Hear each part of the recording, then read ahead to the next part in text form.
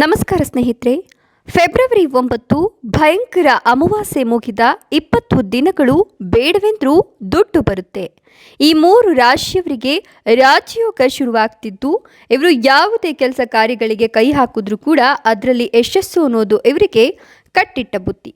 ಹಾಗಾದರೆ ಯಾವೆಲ್ಲ ರಾಶಿಯವರಿಗೆ ಯಾವೆಲ್ಲ ಯೋಗ ಸಿಗ್ತಾ ಇದೆ, ಏನೆಲ್ಲ ಲಾಭಗಳನ್ನು ಪಡೆದುಕೊಳ್ತಿದ್ದಾರೆ ನೋಡೋಣ. ಅದಕ್ಕಿಂತ ಮೊದಲು ನೀವೇನೋ ನಮ್ಮ ಫೇಸ್ಬುಕ್ ಪೇಜನ್ನು ಫಾಲೋ ಮಾಡ್ತಿಲ್ಲ ಅಂತ ಅಂದರೆ ಈಗಲೇ ನಮ್ಮ ಫೇಸ್ಬುಕ್ ಪೇಜನ್ನು ಫಾಲೋ ಮಾಡಿ. ಹಾಗೆ ಪ್ರತಿದಿನ ಮುಂಜಾನೆ ಬೇಗನೆ ರಾಶಿ ಭವಿಷ್ಯ ತಿಳಿಯಲು ನಮ್ಮ ಟೆಲಿಗ್ರಾಮ್ ಗ್ರೂಪ್ಗೆ ಜಾಯಿನ್ ಆಗಿ.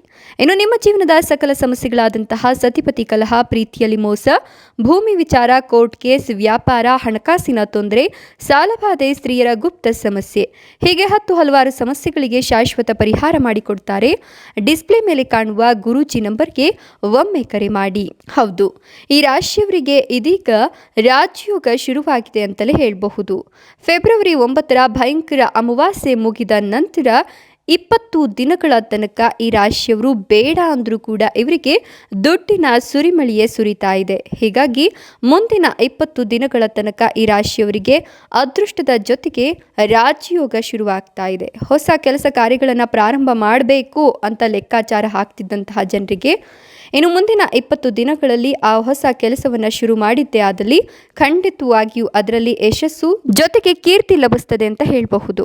ಇನ್ನು ಈ ರಾಶಿಯವರಿಗೆ ಅಂತಿಮ ನಿರ್ಣಯವನ್ನು ತೆಗೆದುಕೊಳ್ಳಲಿಕ್ಕೆ ಬಹಳಷ್ಟು ಅವಕಾಶಗಳು ಸಿಗುತ್ತೆ. ಹೀಗಾಗಿ ಸಹನೆಯಿಂದ ನೀವು ವರ್ತಿಸಿ ಒಳ್ಳೆಯ ನಿರ್ಧಾರವನ್ನು ತೆಗೆದುಕೊಳ್ಳೋದಿಕ್ಕೆ ಇದು ಸೂಕ್ತವಾದ ಸಮಯ.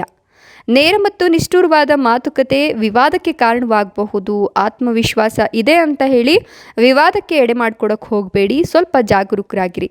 ಇನ್ನು ನಿಮ್ಮ ಕೆಲಸ ಕಾರ್ಯಗಳಲ್ಲಿ ನಿಮ್ಮ ಆತ್ಮವಿಶ್ವಾಸ ಹೆಚ್ಚಿಗೆ ಇರೋದ್ರಿಂದ ಕೆಲಸ ಕಾರ್ಯಗಳು ಸಂಪೂರ್ಣವಾಗುತ್ತೆ. ಜವಾಬ್ದಾರಿಯುತ ಕೆಲಸ ಕಾರ್ಯಗಳನ್ನು ಪೂರೈಸಲು ನೀವು ಬಯಸಿದರೆ ಖಂಡಿತವಾಗಿಯೂ ಕೂಡ ಅದರಲ್ಲಿ ಯಶಸ್ಸು ಸಿಗುತ್ತೆ. ಉದ್ಯೋಗದಲ್ಲಿ ಮೇಲಾಧಿಕಾರಿಯ ಬೆಂಬಲ ಅನ್ನೋದು ನಿಮಗೆ ಸಿಗುತ್ತೆ. ಸಮಾಜದಲ್ಲಿ ಗಣ್ಯ ವ್ಯಕ್ತಿಗೆ ಸರಿಸಮಾನವಾದಂತಹ ಸ್ಥಾನಮಾನ ನಿಮಗೆ ಈ 20 ದಿನಗಳಲ್ಲಿ ಲಭಿಸ್ತದೆ ಅಂತ ಹೇಳಲಾಗ್ತಿದ್ದು, ವ್ಯಾಪಾರ ವ್ಯವಹಾರದಲ್ಲಿ ನಿರೀಕ್ಷೆಗೂ ಮೀರಿದ ಯಶಸ್ಸನ್ನು ನೀವು ಗಳಿಸ್ತೀರಾ. ವಿದ್ಯಾರ್ಥಿಗಳು ಹಠದ ಗುಣವನ್ನು ಬೆಳೆಸ್ಕೊಂಡಿರ್ತಾರೆ. ಹೀಗಾಗಿ ಅವರಿಗೆ ವಿದ್ಯಾಭ್ಯಾಸದಲ್ಲಿ ಹಿನ್ನಡೆಯಾಗಬಹುದು. ಪೋಷಕರು ಗಮನ ಹರಿಸಬೇಕು. ಇನ್ನು ನಿಮ್ಮ ಆರೋಗ್ಯ ಸ್ಥಿರವಾಗಿರುತ್ತೆ. ಆತ್ಮೀಯರ ಜೊತೆ ಪಾಲುದಾರಿಕೆಯ ವ್ಯವಹಾರವನ್ನು ಆರಂಭಿಸಲು ಸೂಕ್ತ ಸಮಯ. ಎಷ್ಟು ದಿನದಿಂದ ನೀವು ಯಾವುದಾದ್ರೂ ಪಾಲುದಾರಿಕೆಯ ವ್ಯವಹಾರವನ್ನು ಆರಂಭ ಮಾಡಬೇಕು ಅಂತ ಯೋಚನೆ ಮಾಡ್ತಿದ್ರೆ, ಆಸಕ್ತಿ ಇದ್ದರೆ ಖಂಡಿತವಾಗಿಯೂ ಅದನ್ನು ಪ್ರಾರಂಭಿಸಿ. ಅದರಲ್ಲಿ ನಿಮಗೆ ಶುಭ ಸುದ್ದಿ ಸಿಗುತ್ತೆ. ನಿಮ್ಮ ಮನೆಯಲ್ಲಿ ಶುಭ ಸಮಾರಂಭಗಳು, ಶುಭ ಕಾರ್ಯಗಳು ನಡೆಯುವ ಸಾಧ್ಯತೆಗಳು ಹೆಚ್ಚಿಗೆ ಇದೆ. ಜೊತೆಗೆ ಹೊಸ ವಾಹನವನ್ನು ಖರೀದಿ ಮಾಡ್ತೀರಂತೆ.